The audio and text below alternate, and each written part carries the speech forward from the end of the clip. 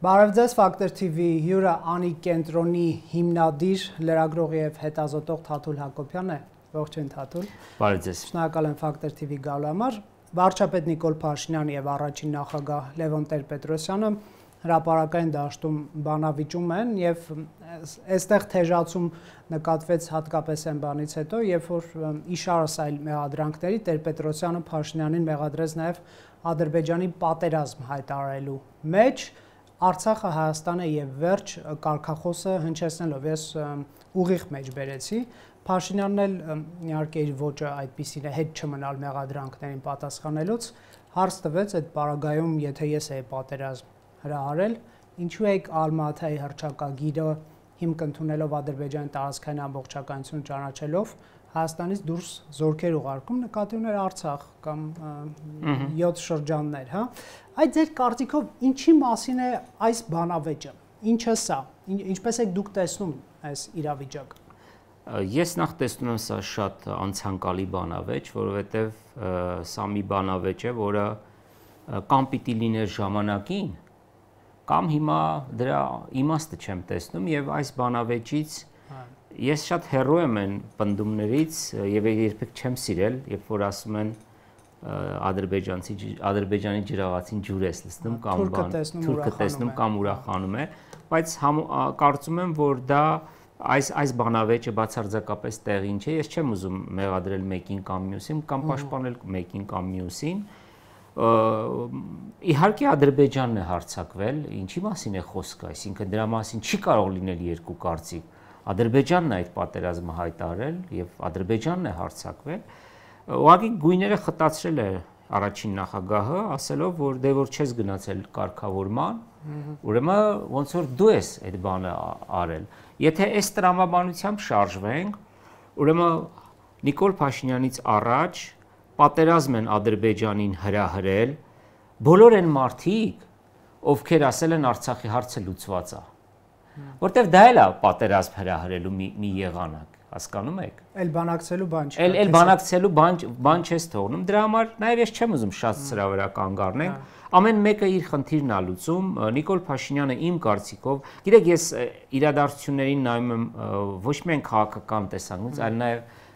ես այս բանավեճին նայում եմ 100 տարի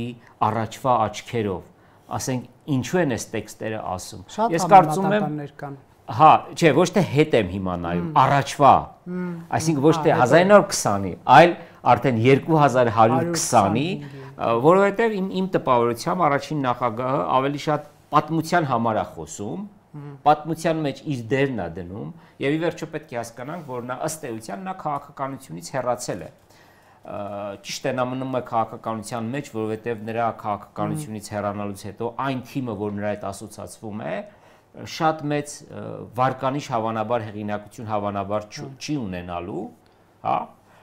իսկ Նիկոլ Փաշինյանը մի այլ բան է անում, Նիկոլ Փաշինյանն էլ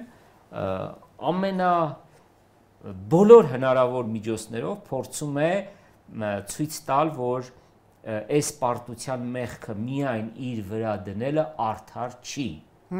Ես այդպես եմ կարդում իրանց տեքստերը։ Ես մեղավոր եմ, բայց ունեմ մեղսակիցներ։ Հա, իհարկե։ Ես մենակ ես չեմ մեղավոր։ Գիտեք, բանի մեջ, պատմության մեջ մի շատ կարևոր բան կա։ Այս մասին պատմաբաններն են շատ սիրում խոսել։ Օրինակ, դուք ինչ եք մտածում, երբ որ 1045 թվականին Անի վերջին թագավորը կամ վերջին կառավարիչը, որ Անի բալանիները տալիս էր հակառակորդին, թշնամուն էր տալիս, այդ բանալիները, որ տալիս էր թշնամուն։ Մենակ ինքն էր մեղավոր, իսկ կարող է այնպես է եղել, որ ինքը այդ բանալիներ հանձնողի նախորդները այնպիսի քաղաքականություն են վարել, որ այս մարդը ստիպված է եղել հանձնել։ Հիմա սրանով ես չեմ ուզում Նիկոլ Փաշինյանին ինչ-որ մեղմացնել, այն ինչ որ տեղի ունեցել նրա կառավարման այս 7 տարիներ բոլորովին էլ ոչ։ Չէ, ուզում եք ասել, որ ռեսուրսների պատերազմ է եղել ըստ էության։ Ուզում եմ ասել, որ եթե նայեք, հետո ես չեմ կարող ասել, որ մի հատ մեղավոր կա ու վերջ, որովհետև ես չեմ ուզում, ոչ թե չեմ ուզում, ես կարծում եմ, որ ես այդքան պրիմիտիվ մարդ չեմ, որ այդպիսի գնահատական տամ ու էջը փակեմ, էլի։ Այդպես չի լինում։ Ասենք դու ոնց կարող ես ֆուտբոլային թիմի մեջ մի հատ ասես ինքն է մեղավոր ու վերջ։ Երբ որ թիմը պարտվում է, իհարկե կա գլխավոր մեղավոր, դա գլխավոր մարզիչն է, կարող է թիմի, չգիտեմ, տնօրենն է կամ կարող է հիմնադիրն է, որը բավարար կամ դարպասապահն է, բայց մենակ ինքը չի, էլի, հասկանում եք։ Սա եմ ուզում ընդհանրապես ասեմ։ Ես ամենևին անկեղծ ասեմ, ձեզ հետ զրույցի պատրաստվելիս հեչ ցանկություն չունեի գնալ էլի 25 տարի առաջ ով ինչ ասեց եւ այլն, հատկապես երբ այսօր շատ կարևոր թեմաներ կան, բայց լավ, այս մի հարցը տամ 25 կամ մի քիչ ավելի տարիների մասին, տեսեք, այսպիսի բան կա, հա, որ 97-98-ին տեղի ունեցավ պետական հեղաշրջում, Տեր-Պետրոսյանը հեռացվեց իշխանությունից եւ չկարողացավ իր խաղաղության ծրագիրը առաջ մղել։ Բայց երբ որ առաջին նախագահին հարցում են ինչու դուք հեռացաք, չդիմադրեցիք, չչեզոքացրիք կամ ձեզ շրջապատեցիք այնպիսի անձանցով, ովքեր դեմ էին լինելու ձեր ծրագրին եւ կոպիտ ասած չմաքրեցիք ձեր շրջապատը եւ ավելի լոյալ անձանց չբերեցիք ուժային կառույցներ եւ այլն, ավելի Ռոբերտ Քոչարյանին բերեցիք եւ այլն, ասում է քաղաքացիական պատերազմ կլիներ։ Սա լսում են Փաշինյանականները եւ ասում են եթե այն ժամանակ 97-98-ին Աղդամը դեռ մեր հայրենիքը չէր համարում ազգի մեծ մասը մի քանի հոգի միգուցե համարում էին, իսկ 18-25 թվականներին համարում էր ամբողջ ազգը Աղդամը իր հայրենիքը, սրանով ցույց տալով, որ եթե նույնիսկ Քոչարյանը, Սերժ Սարգսյանը, Տեր-Պետրոսյանը քաղաքականապես աջակցեն Փաշինյանին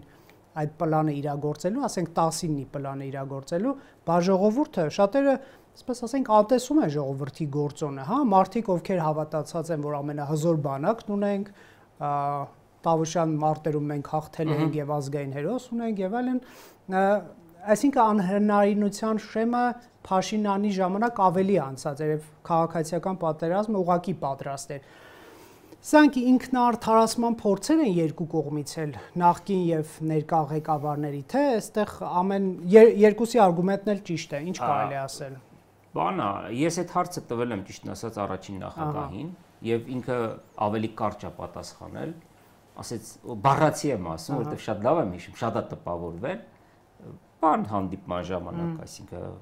դեմ առ դեմ, հա, իրենց տանը հանդիպման, ասեց ինչ ես ասում, արյուն կթափվեր։ Բառացի ինձ դա է ասելա, ու դա ասելա մի քանի տարի առաջ, շատ մեր այս աղետալի պարտությունից հետո է ասել։ Ես կարծում եմ, որ Լևոն Տեր-Պետրոսյանը Հայաստանի միակ նախագահն էր, որ պատրաստ էր գնալ փոխզիջումների, հավատում էր դրան եւ ամեն ինչ արեց, որպեսզի խաղաղություն լինի, բայց չեմ համարում, որ միայն այդ հեղաշրջումը, այդ ռազմապետական հեղաշրջումը, որի մասին հիմա շատ է խոսվում, դա հենց այնպես չեղավ, դրա հետ կապված երկու կարևոր իրադարձություն կա, որի մասին շատ չի գրվել ու չի գրվում, երկու բան, որ պետք է հասկանալ։ Լևոն Տեր-Պետրոսյանը ոչ միայն ինչ որ չափով մենակ մնաց թիմի ներսում, ճիշտ է նրա կողքը թիմի կեսը մնաց, այլ նաև միջազգային հարթակում։ Այս սրա մասին քիչ է խոսվում, որովհետև այնպիսի դժվարին լուծելի հակամարտություն, ինչպես Արցախյանն էր, պետք է ունենար շատ հզոր, հովանավոր, ինչպես հիմա բոլորը Թրամփի անունն են, չէ՞ տալիս։ Այն ժամանակ այդ անունը Ելցին էր, Ռուսաստան էր։ Եվ ես վստահեցնում եմ ձեզ, որ Լևոն Տեր-Պետրոսյանը իր հրաժարականից առաջ շատ էր ուզում, որպեսզի Մոսկվայից ստանա երաշխիքներ, որ իր պլանին ինքը աջակցություն է ստանալու։ Այդ երաշխիքները չստացավ, որտեղ Մոսկվան այդ ժամանակ չէր ուզում կարգավորում։ Մոսկվան այդ ժամանակ ուզում էր իրավիճակի ստատուս քվոյի պահպանություն։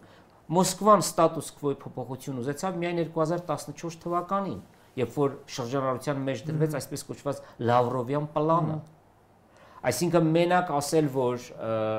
միայն այս, ասենք ինչ որ մի 4 հոգով որոշեցին, ասենք Սերժ Սարգսյանը, Ռոբերտ Քոչարյանը, Սամվել Բաբայանը եւ Վազգեն Սարգսյանը որոշեցին, որ պետք է գնան եւ հեղաշրջում իրականացնեն։ Ես կարծում եմ դա այդպես չի, այսինքն կար նաեւ արտաքին կարևոր բանը։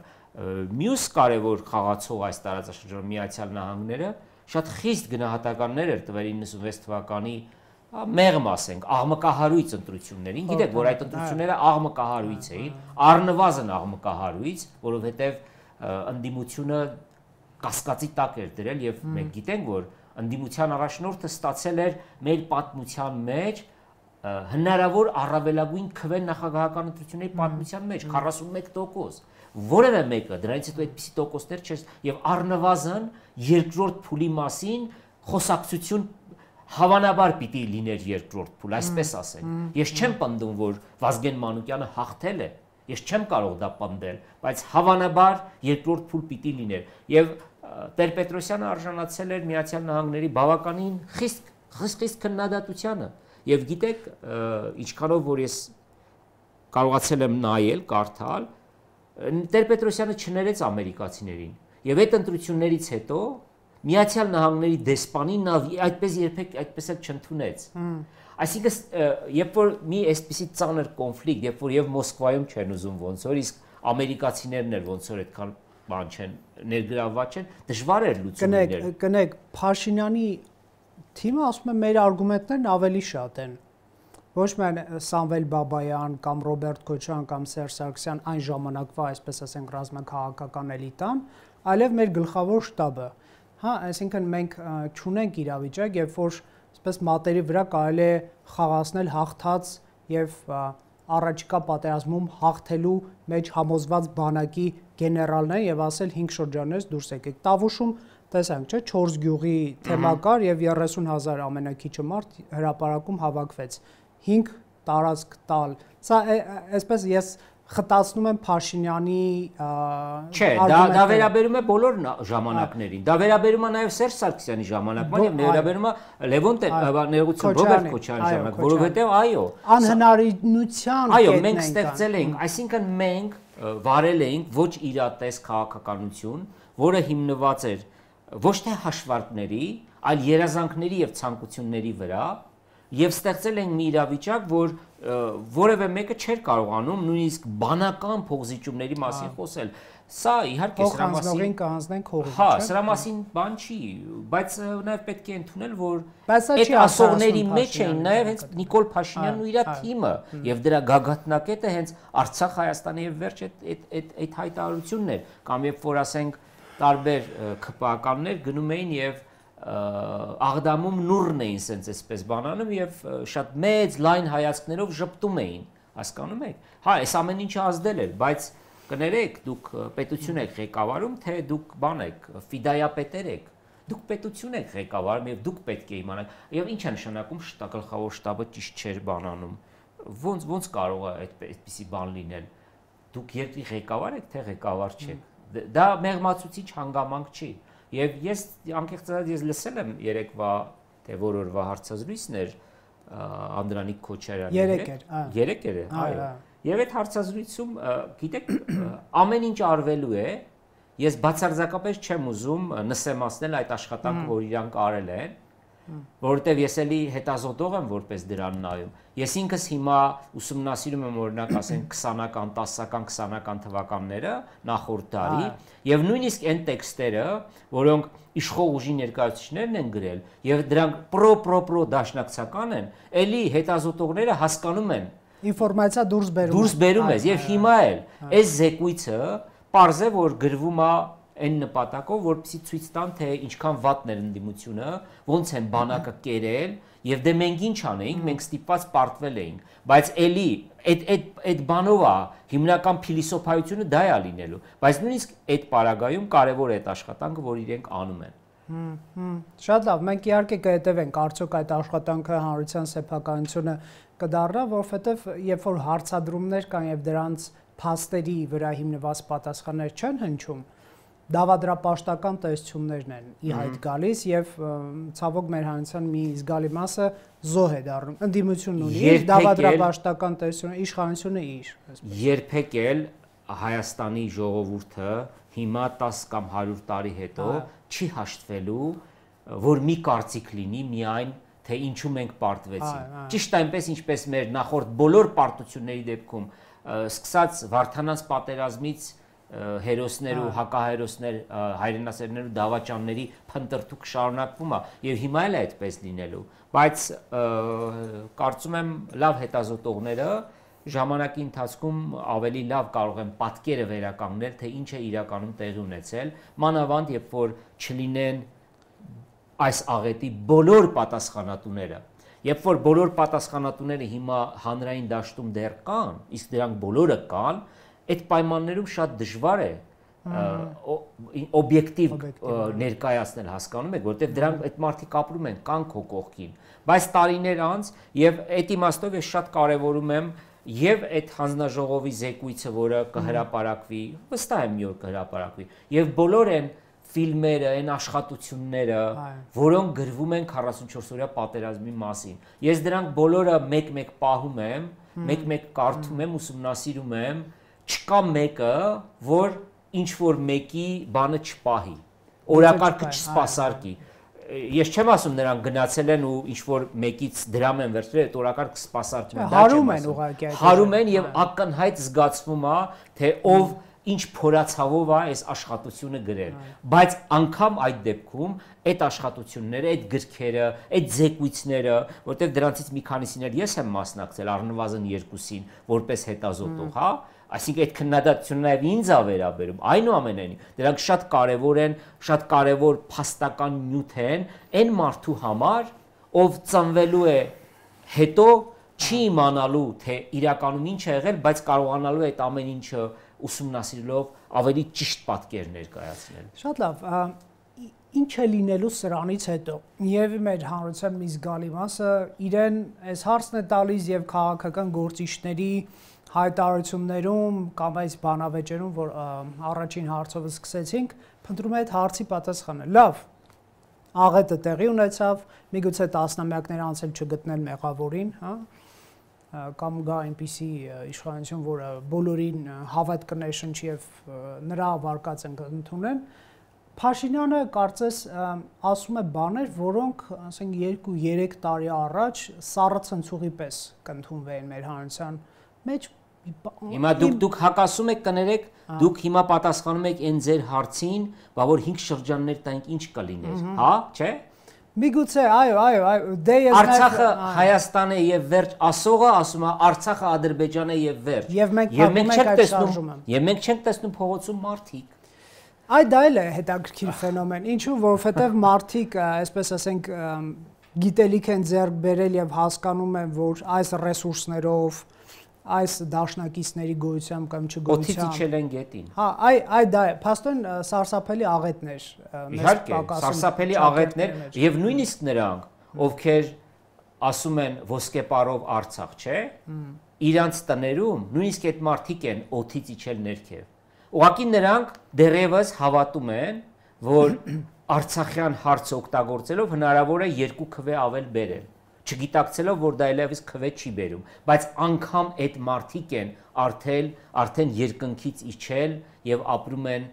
գետնի վրա, չուզեց ասել իրական Հայաստանում։ Շատ լավ, հիմա մենք հարկադրված ենք որպես պետություն, հասարակություն, միգուցե նաեւ լրագրողներ, խոսել են մարդկանց հետ եւ ապագայի մասին ինչ որ բանաձև փնտրել, գտնել ԱՄՆ-ի օգնությամբ կամ չգիտեմ, երկում, որոնց 3 սպանում էինք, ովքեր մեզ սպանում են, ովքեր մեզ բռնի տեղահանեցին, տիրացան մեր տներին, մեր գույքին, մեր հայրենակիցների Արցախի, հա,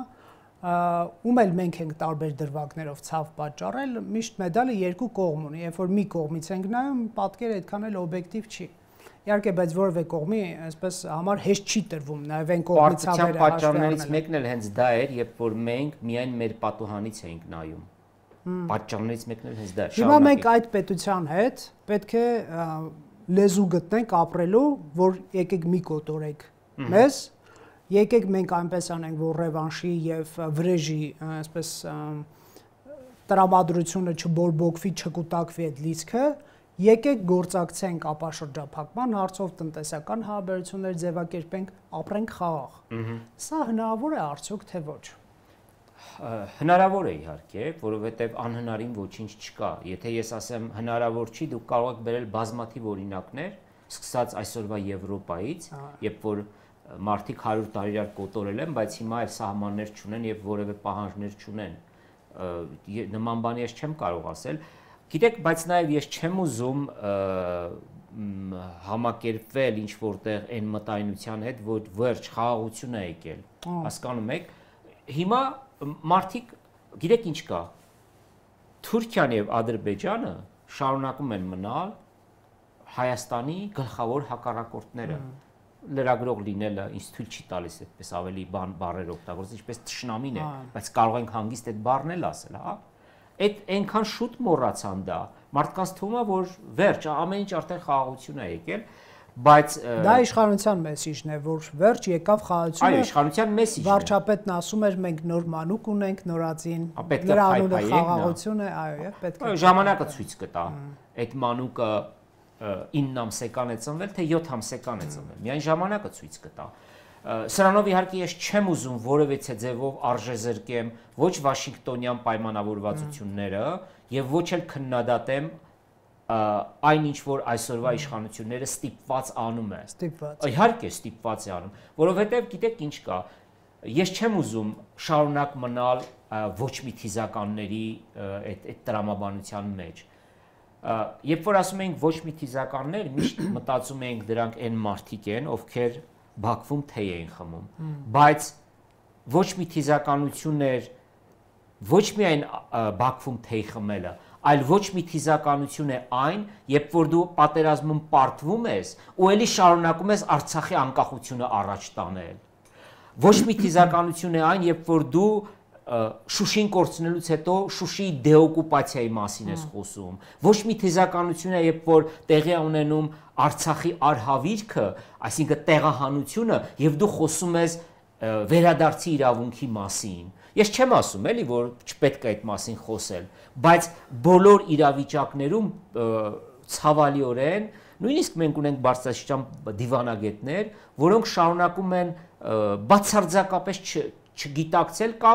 կամ ուղղակի մաս են կազմում ինդուստրիային, այս ինդուստրիային եւ այդ հայրենասիրական այդ տեքստերով փորձում են, չգիտեմ, ինչ որ անձնական կամ ինչ որ շահեր են հետապնդում։ Վերադառնալով հիմա մեր այս խոսակցությանը, Նիկոլ Փաշինյանը անում է քայլեր, որ կյանքում ամենավատ երազում չէր ցանկանա անել։ Ինքն էլ է հիմա այդ օթերից իջել եւ ճիշտ իր դեպքում ասեմ էլի, իրական Հայաստան է իջել, գետնի վրա է իջել եւ ինքը հասկանում է, որ եւս մեկ պատերազմ եւ ավելի վատ վիճակի մեջ են գտնելու, հասկանում եք, եւ ինքը այլ հնարավորություն չունի եւ դրա համար է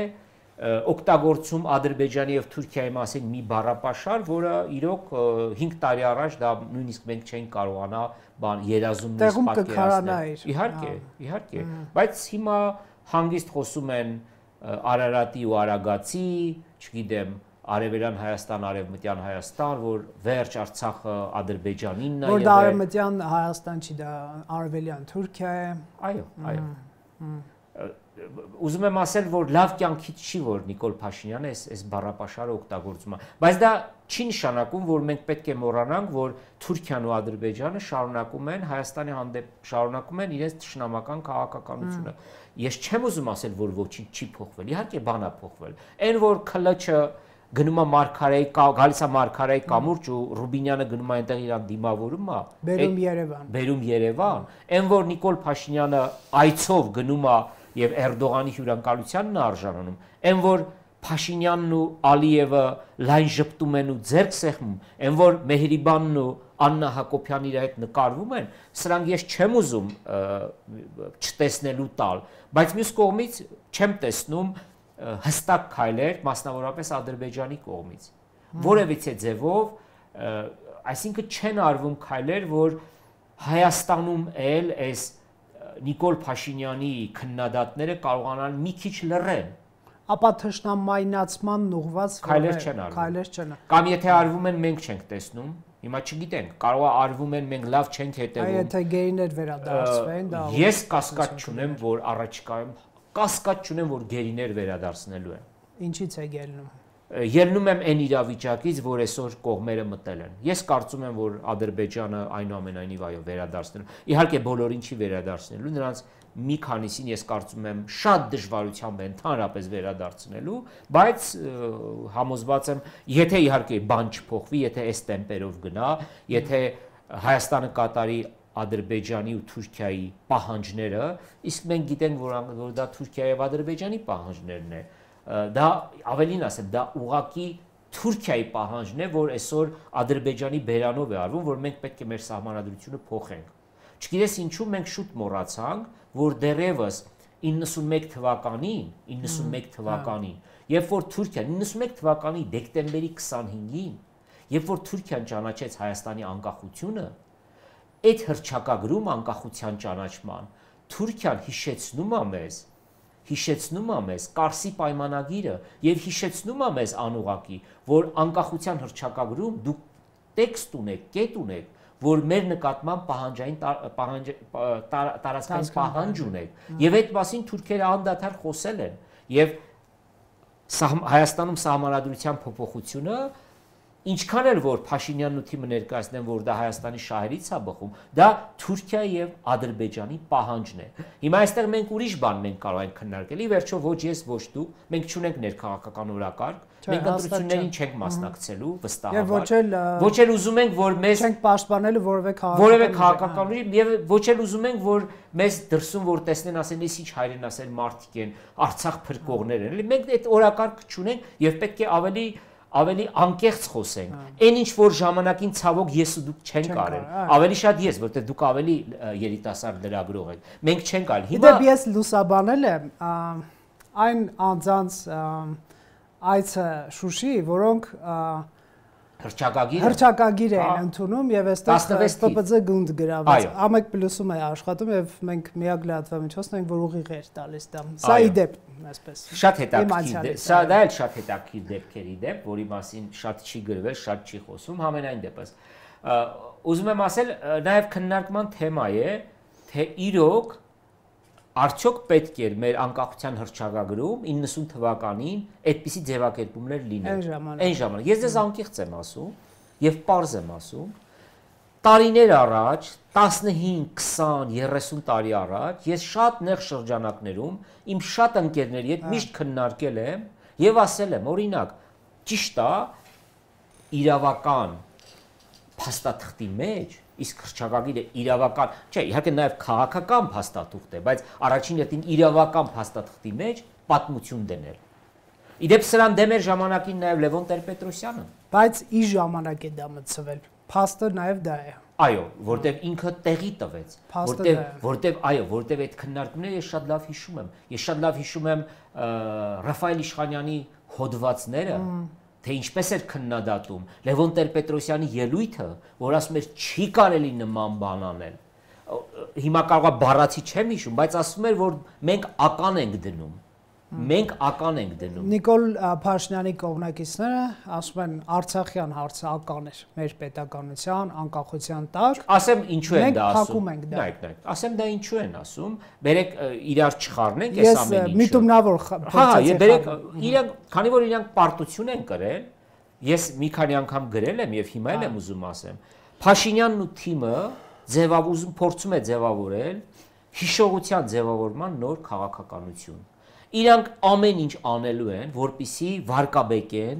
Արցախյան շարժումը, համարելով որ դա սխալ էր։ Որովհետև եթե իրենք կարողանան, մանավանդ եթե կարողանան մի 5-10 տարի իշխանության մնան, եթե մնան իշխանության, իրանք ուզում են արմատավորել, որ այդ շարժումը շատ սխալ էր, մեր պետականության տակ ական էր, դրանով իսկ իրանք ոչ թե խոսում են Արցախյան շարժման մասին, այլ փորձելու են պարտությունը մեղմել։ Իրանց փորացավը դա է, հասկանում եք։ Իրենք այդ նպատակով են անում, որտեղ այդ մասին խոսացողները պիտի ուրիշ ժամանակ խոսեին, հիմա չպիտի խոսեին, իրանց իշխանության ժամանակ խոսեին։ Եվ ի վերջո պետք է հիշենք, որ իրենք են ասել Արցախ Հայաստանը եւ վերջ։ Հիմա երբ որ շատ այս մասին հիշեցնում եմ ինձ Նիկոլ Փաշինյանի պաշտպանները շատ քննադատում ասում են դե զահերիկ բոլեղ ավելի, ներողություն ենք խնդրել, կներեք, ի՞նչ է նշանակում ներողություն ենք խնդրել։ Դուք մի ամբողջ ազգի տարել եք աղետի, մահվան բերանն եք, դա ի՞նչ է նշանակում ներողություն են խնդրել։ Դա այնպես չի, որ բան չի, կռիվ չի, որ հա ներողություն խնդրեցիք, գնանք, դա պատմություն է, դա պատմության խարան է։ Դրանով դուք կանգնելու եք պատմության հետ, պատասխանատվության պատի տակ եք դուք կանգնելու։ Այս նպատակով է արվում եւ շատ այլ բաներ է այս նպատակով արվում։ Ուղղակի մեղմել պարտությունը, փորձել հանրության մեջ ստեղծել տպավորություն, դե լավ էլի, դե իրոք էլի, դե մեր ինչներին էր պետք էլի։ Բայց ես ուզում եմ մի ուրիշ բան ասել, որ այո, մենք պետք է այդ հարցը տայինք այն ժամանակ եւ հիմա տանք։ Մենք կարող էինք Արցախը Հայաստանին միացնել, թե ոչ։ Եթե մենք նման նպատակ էինք դրել, եթե անգամ դա ճիշտ էր, եթե անգամ Փաշինյանն ու թիմը դավաճաններ են, ենթադրենք այդ թեորիան ենք վերցնում, ինչպես 5 միլիարդը վերցրել են եւ հանձնել են դա։ Եթե նույնիսկ համարում ենք, որ դա է արվել, իսկ նախորդ դրա տարիներին ինչ է արվել, որ մենք պահենք այդ տարածքները։ Պետության ռեսուրսների մսխում է արվել։ Իհարկե, սա է իմ ասած։ Այսինքն մենք պետք է հաշվարկ անեինք, կամ չենք սկսում, կամ եթե սկսում ենք, ուրեմն պետք է ազգովին տասնամյակներ եւ ոչ միայն հայաստանցիներն ու արցախցիները, հասկանում ես, նաեւ ամբողջ Սփյուռքը պատրաստ լինեինք դրան, բայց ես հիմա մի հատ թիվ ներկայացնեմ։ Մենք սիրում ենք կրկնել, որ Իլհամ Ալիևի հայրը եւ Հեյդար Ալիևի նախորդող Ադրբեջանի, խորհրդային Ադրբեջանի կառավարիչները ամեն ինչ արել են, որ Ղարաբաղում հայերի թիվը պակասի, ադրբեջանցիների թիվը ավելանա։ Ես այդ շրջանի ուսումնասիրող եմ եւ այո, ես գտնում եմ, որ ճիշտ է, դրա մեջ կա ճշմարտություն։ Խորհրդային ամբողջ ընթացքում Ադրբեջանը փորձել է Ղարաբաղի հայերի թիվը կրճատել, ադրբեջանցիներին ավելացնել։ Եվ երբ որ նայում ենք մենք մարտահամարները, խորհրդային 26 թիվ 39, 6 մարտահամարները 26, 39, 59, 70, 79, 89, 6 մարտահամարների տվյալներով մենք տեսնում ենք այդ տարբերությունը, ադրբեջանցիները աճում են, հայերի թիվը աճում է, բայց շատ քիչ է աճում, հա։ Լավ, ընդունեցինք, որ սա ճիշտ էր։ Բա եկեք մի հատ 91 թվականից հաշվենք, որ էլ Ադրբեջանը չէր կառավարում։ Քանի հայ էր ապրում Ղարաբաղում եւ քանի հայ էր ապրում միջև պատերազմի սկիզբը։ Եթե չեմ սխալվում, 1000-ով նվազել է։ Սա ինչ է նշանակում։ Հիմա էլ հո Ալիևները չէին իշխում։ Այդ ժամանակ Ղարաբաղում իշխում էին Ռոբերտ Քոչարյանը, Արկադի Ղուկասյանը, Բակո Սահակյանը, Արայիկ Հարությունյանը եւ Հայաստանում Լևոն Տեր-Պետրոսյանը եւ անունները։ Այսինքն սա նշանակում է, որ մենք ոչինչ չենք արել, որպեսզի մեր այդ միացումը իրականություն դարձնենք։ Այս սրա մասին պետք է մենք խոսենք։ Շատ լավ, նաեւ հետաքրքիր է հետեւյալ հարցը, երրորդ հանրապետությունից անցում 4-րդ հանրապետություն, սա ՔՊ-ի այս համագումարի դրված հարցերից է եւ նրանք հռչակել են այս նպատակին հասնել նախ հաղթել ընտրություններում 26-ի ինձ հետաքրքիր է կկարողանան թե ոչ։ Կարծում եմ այո։ Եթե Ռուսաստանը չմիջամտի, եթե Ռուսաստանը չուզենա, կարողանալու են։ Իմ կարծիքով այսօր միակ բանը, որ կարող է սցենարը ֆորս մաժոր լինել, դա Ռուսաստանի միջամտությունն է։ Եթե Ռուսաստանը որոշի, որ կոշտ միջամտում է, կարող է այլ բան լինել։ Ուղղակի Ռուսաստանը չմիջամտեց, երբ որ այսպես ասած Թրամփյուղի ստեղծվեց եւ նոյեմբերի 9-ի 9-րդ կետի համաձայն ԱԴՑ-ի զորքերը չեն կանգնի այնտեղ, հա, եւ չմիջամտեց, երբ որ Արցախից դուրս էր գալիս։ Բան չունեմ ասել, սա իդեպ ուղղակի, բայց դա չի բացառում հաջորդ միջամտել։ Այո, դա չի բացառում, այո։ Տեսեք, մի քանի հարցեր էլի, այս հանրապետությունների փոփոխության լոգիկան ինքը ֆրանսիական պետությանն է հատուկ, բայց դա ենթադրում է նաև պետականության հիմքում դրված սկզբունքների, հիմնադրույթների արմատական փոփոխություն։ 91-ով արդեն խոսեցինք Արցախյան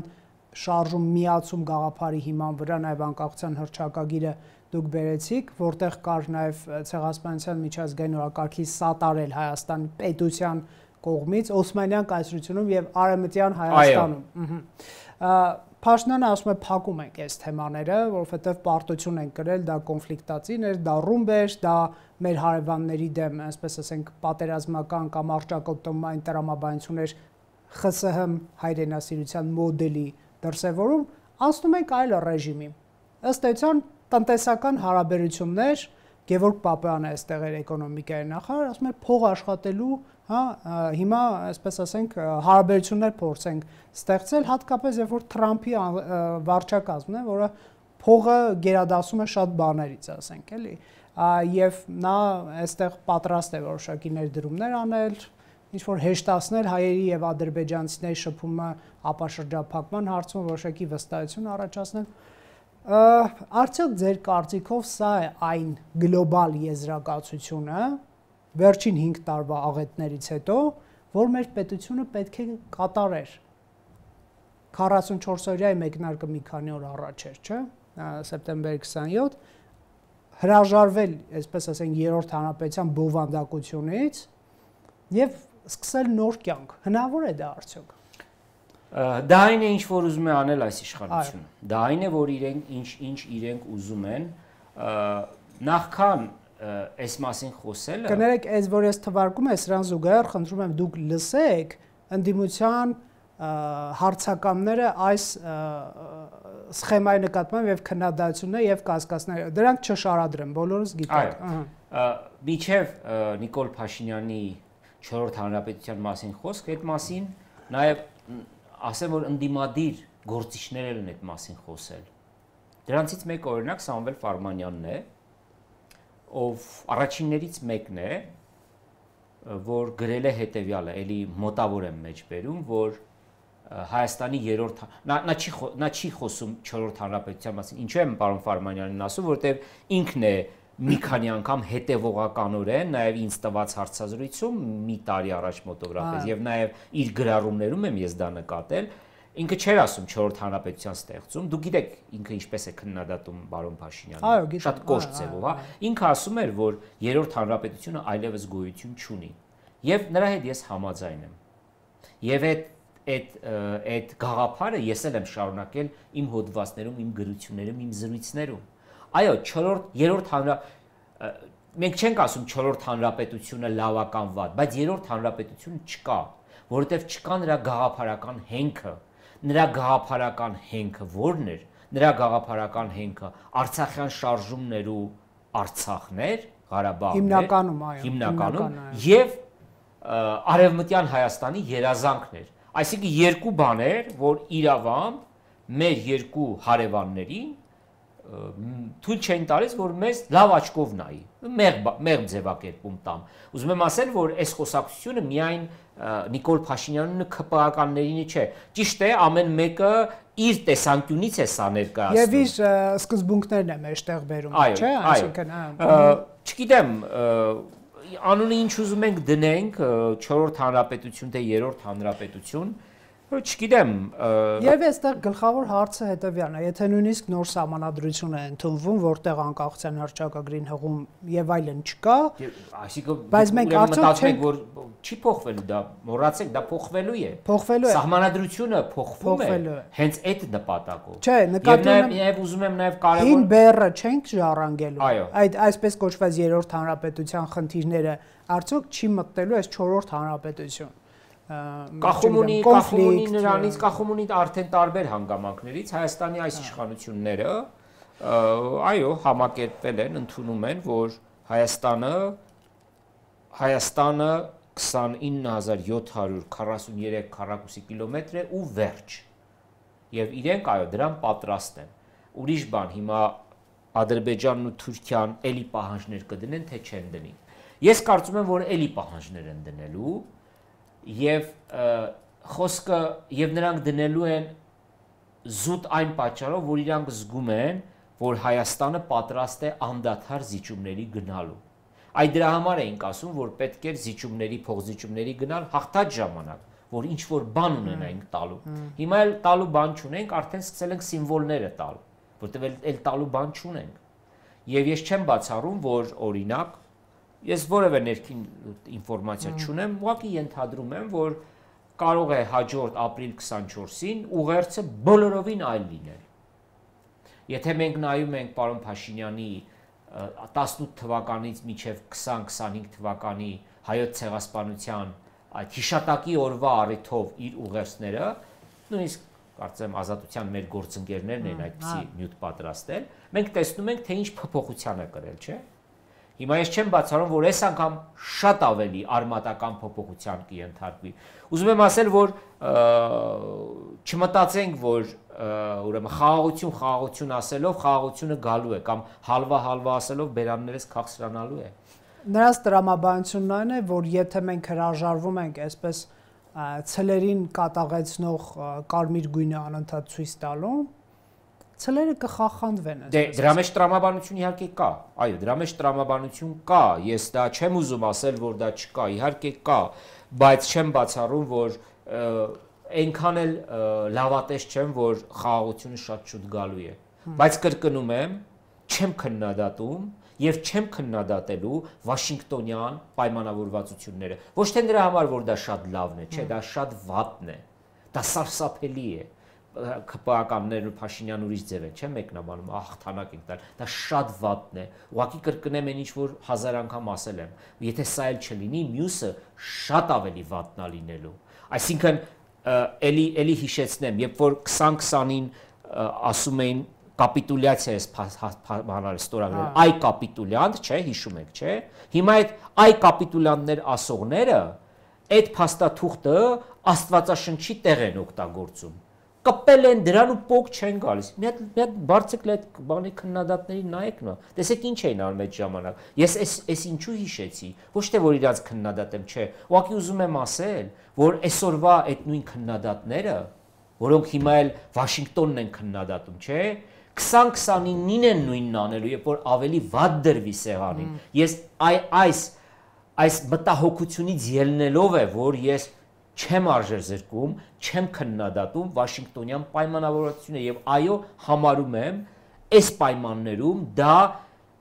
մաքսիմալ հնարավորն է, որ մենք կարող ենք ստանալ։ Ճիշտ է, իշխանությունները շատ սիրուն են ներկայացնում, որ դե ամեն ջանք թափել, եւ իրոք, ես կարծում եմ մեծ աշխատանք են տարել։ Ես դա էլ չեմ ուզում թերագնահատել։ Ես չեմ ուզում թերագնահատել պարոն Արարատ Միրզոյանի աշխատանքը։ Անկեղծորեն եմ ասում։ Եվ ես համարում եմ այն մարդկանցից մեկը, որը գլուխը կախ շատ դժվար պայմաններում աշխատում է։ Շատ դժվար պայմաններում։ Պոպուլիզմ օրինակ նրա աշխատանքում եւ ռետորաբանությունում չես նկատի ընդհանուր ներհայաստանյան բանը։ Շատ ճիշտ եք ասում։ Ասենք դաշնակցականները երբ որ բանավիճում է արժեում, դասական ԿՊԱ-կանի բանավեճ չի, որ ամբողջությամբ ընդունում եմ, մենակ մի բան եմ անընդունելի համարում պարոն Միրզոյանի բառապաշարի մեջ, նա անընդհատ մեղադրում է բոլորին մանիպուլյացիայի մեջ, որտեղ մանիպուլյացիայի մեջ առաջին հերթին ԿՊ-ի նման մանիպուլյատիվ իշխանություն մենք չենք ունեցել ու չենք էլ ունենալու։ Կարող է իրեն տարանջատում է թիմակիցները։ Չգիտեմ, բայց ամենայն դեպս ես իր աշխատանքը շատ բարձր եմ գնահատում։ Այ այս տեսանկյունից է, որ ես ասում եմ, ես չեմ ուզում քննադատել այդ Վաշինգտոնյան պայմանավորվածությունները, որովհետև մենք չգիտենք դա կյանքի է կոչվելու թե չէ, եւ մենք չգիտենք 2020, եթե այս մեկն էլ չիրականանա ինչպես 2029-ը չիրականացավ, հա, հաջորդ փաստաթուղթը ինչքան վատն է լինելու։ Այ դրա համար է որ չեմ քննադատում։ Շատ լավ, իսկ որ դուք համոզված եք, որ եթե Ռուսաստան չմիջամտի, Փաշինյանը 26-ին կհաղթի, ձեր համոզմունքը ինչից է գալիս։ Նաև այսպես թերահավատություններով, քննադատություններով լի Փաշինյանի այս քաղաքականության կամ առաջարկած 4-րդ հանրապետություն, իրական Հայաստան, օգոստոսի 8 եւ այլ, ընդդիմությունը չի կարողանում մի քանի հանգամանք ալտերնատիվ բերել եւ օրինակ այդ շատ լավ բան նշեցիք, պարոն Արծվիկ Մինասյանը օրեր առաջ այստեղ էր եւ ասում է Փաշինյանը պետական դավաճանություն է գործել եւ դիմել եմ դատախազություն եւ այլն, որոնցից մեկը նոյեմբերի 9-ի հայտարարության ստորագրումն է, բայց ասում է պարոն Մինասյան, դուք եք ասում վերադառնանք այդ փաստաթղթը։ Այո, ես դա եմ ասում, աստվածաշունչ են դարձել։ Դուք արդարացնում եք նրան այդ դավաճանություն կամ պատրաստում եք շարունակել այդ դավաճանություն։ Կներեք, ես պետք է չոր նայեմ, էլի փաստեր։ Ինչու է Փաշինյանի հաղթանակը ձեզ հավանական թվում այս պարագայում։ Մի քանի հանգամանք կա։ Հանգամանք առաջին, որ բոլոր իշխանությունների ժամանակ սա կա, իշխանական ուժը միշտ էլ հաղթելու ավելի մեծ հնարավորություններ ունի, որովհետև նրա ձեռքում են իշխանական ռեսուրսները։ Դուք մի հատ պատկերացրեք, դա ինչ է նշանակում։ Ես այն օրը նայում էի ԿՊ-ի համագումարը։ Անկեղծորեն եմ ասում, ճիշտ նույն ՀՀԿ-ի համագումարն էր։ Ճիշտ նույն Կոմկուսի համագումարն էր, այդ որ լցվածը բոլորը ծափ են տալիս, չէ։ Այն ժամանակ չգիտեմ նայել ես թերթերը թե չէ, Այն ժամանակ բաներ էին գրում, երբ որ սովետական Հայաստանը տպում էր, այնտեղ գրում էին, որ ելույթ էր ունում, ասեն Կարեն Դեմիրճյանը կամ բան, ծափահարություններ, բուրն ծափահարություններ, օվացիաներ։ Այդ էլ էր նկարագրում։ Ուզում եմ ասեմ, որ այսինքն տեսնելով այդ բանը, այդ դա մեքենա է։ Դե կուսակցությունը տվյալ անձի շուրջ է կառուցված, դա մեքենա է, դա մեքենա է եւ մարզպետարաններով, քաղաքապետարաններով, տարբեր ձևերով իրանք իհարկե ստարտային իմաստով համարեք, որ իրանք ունեն պլյուս առնվազն 10% ձայն։ Այսինքն իրանք երբ որ գնում են ընտրությունների, եթե ընդդիմությունը ունի այդ օրը 0 ձայն, իրանք ունեն պլյուս 10% ձայն։ Այդ վարչական ռեսուրսն է։ Թող հեքիաթներ չպատմեն։ Այդ վարչական ռեսուրսը բոլոր իշխանությունների ժամանակ օգտագործել։ Սա մեկ։ Երկրորդ հանգամանքը ընդդիմությունը չի կարողանում օրակարգ թելադրի։ Եվ ցավալիորեն քարշ է գալիս Նիկոլ Փաշինյանի օրակարգերի հետևից։ Կներեք այդ քարշ գալ բառը համար, բայց այդպես են ես տեսնում։ Ես չեմ տեսել այս տարիների ընթացքում մեր ընդդիմությունը մի հատ հարց բերի օրակարգ եւ դրա շուրջ հանրային մեծ բան լինի, բայց Նիկոլ Փաշինյանի յուրաքանչյուր ելույթից հետո, եթե այդ ելույթը չգիտեմ վերաբերում է Արցախ, Ադրբեջանը եւ վերջ, հա, այնպիսի մի մեծ, այսինքն Նիկոլ Փաշինյանը օրակարգ է թելադրում եւ այդ օրակարգի հետևից ստանում է ընդդիմությանը եւ այս բանում ընդդիմությունը պարտություն է կրում։ Սա էլ մեկ, այսինքն եթե ավելի բան անեմ, ավելի մի հատ ուրիշ ձևակերպում տամ, որ իմ ընկերներից մեկի Վարդան Հարությունյանի ձևակերպումն է, ասում է հայ ժողովուրդը ուրեմն ընտրություն է կատարելու մերժվածների եւ պարտվածների միջեւ։ Դե պարտվածները Փաշինյանն ու թիմն է, մերժվածները Քոչարյանը եւ մյուս ընդդիմությունն է։ Եվ ժողովուրդը մտածում է ում ընտրի, մերժվածներին թե պարտվածներին։ Քանի որ որոնց ինքն է մերժվել, պարտվածներ ում հետ ինքն է պարտվել։ Այո, որովհետև նաև հիշենք, որտեղ այդ պարտվածներին ինքը ինչու է ընտրում, որտեղ ինքը էլ օթում չի, ինքը գետնի վրա է, ինքը հասկանում է, ինքը կարող է շարունակի ասել, որ Թուրքին անիծի, չգիտեմ, ասի հա մի օր էլի վերադառնալ, բայց ինքը իր հոգում հասկանում է, որ այս պահին խաղաղություն է պետք, այլ ընտրանք չկա։ Իսկ ընդդիմությունը ինչ առաջարկում, բան չի առաջարկում եւ խաղաղություն է առաջարկում։ Հա, բայց դե դա բան է, լավ բառակապակցություն է միայն։ Ինչ է նշանակում արժանապատիվ։ Կարող է ես ու դու չենք ուզում։ Մենք չենք ուզում արժանապատիվ, այն էլ ոնց ենք ուզում, բայց պետք է հասկանանք դա հնարավոր է թե հնարավոր չի։ Եվ այստեղ էլ է պարտվում։ Այսինքն մի քանի բաներում, ճակատներում ընդդիմությունը պարտվում է։ Եվ այդ իմաստով ես կասկած չունեմ, որ Փաշինյանը այո հաղթելու է ընտրությունը։ Ես ասեմ, որ ես իհարկե իրան չեմ ընտրելու, պարզ ասում եմ, եւ տպավորություն չստեղծվի, որ եկել եմ, ասեմ ինք հաղթելու է, ես ոչ պարտվածներին եմ ընտրելու, ոչ մերժածներին։ Ասեմ ձեզ ընդդիմադիր տարբեր գործիչներ, որ այստեղ գալիս են կուլիսներում, էլի դա են ասում, ուղղակի եթերում չեն ասում։ Ինչու չեն ասում։ Դե որովհետեւ իրենք չեն կարող իրենց ընտրողներին նման բան ասել, որ դուք գործ ունեք։ Այսինքն ընդդիմադիր գործիչները եւս ասում են, որ ոչ բոլորը իհարկե, բայց Փաշինյանը շանս ունի հաղթելու։ Եթե ոչինչ չփոխվի, այսպես մեծ ինչ որ հուշկու ինչ որ հակահարված չլինի, այս իրավիճակում եւ ամենակարևոր մի հատ բան կա, որի մասին նույնպես պետք է խոսենք, պատմականորեն Ռուսաստանի վարկանիշը այսօր Հայաստանի հանրության մեջ, հանրության, ոչ քաղաքական էլիտայի, քաղաքական էլիտային մի կողմ եմ դնում, պատմական մինիմումի վրա է։ Իհարկե մենք ունեցել ենք այդպիսի այլ շրջաններ, երբ որ հանրության մեջ հակառուսական տրամադրությունները, սա խոսքը ռուս ժողովրդի մասին չէ, քաղաքականության մասին է։ Հակառուսական տրամադրությունները այսքան բարձր լինեն։ Այսպիսի իրավիճակներ, բայց այսքան հակառուսական եղել է Կալցո օպերացիայի ժամանակ, եղել է 1920 թվականի, երբ որ բոլշևիկներն ու քեմալականները բզկտում էին Հայաստանի Հանրապետությունը, եղել է հայկական դպրոցների փակման ժամանակ այդ ռեակցիայի շրջանում, երբ որ եկեղեցու ունեցվածքն էին բռնագրավում, եւ այս պայմաններում, երբ որ Ռուսաստանի ուրեմն անունը այսքան ցածր է հայ ընտրողի համար, հա, ընդդիմությունը դեմոնստրատիվ կերպով Պուտինը քարոզում, հասկանում եք։ Ես չեմ ուզում քննարկել Պուտինը լավն է թե վատ, բայց երբ որ ընտրողների մեծագույն մասը համոզված է, ընդունելով որ Նիկոլ Փաշինյանի պատասխանատվության մեծ բաժին, բայց որ համոզված է, որ տեղի ունեցել դավադրություն եւ ռուսները մեզ չեն պաշտպանել, իրենց պարտավորությունները չեն կատարել, Թուրքիայի հետ միասին Ադրբեջանի հետ են եղել, այս ամեն ինչ հաշվի առնելով դու ոչինչ չասես այդ մասին, դա էլ է աշխատում Փաշինյանի օգտին, հասկանում եք։ Այսինքն բազմաթիվ հանգամանքներ կան, բայց բավական է, որ երրորդ ուժ ձևավորվի, որը կկարողանա օրակարգ առաջ բերել, օրակարգ եւ գիտեք իշխանությունները մի գիշերվա մեջ կարող են հեռացվել։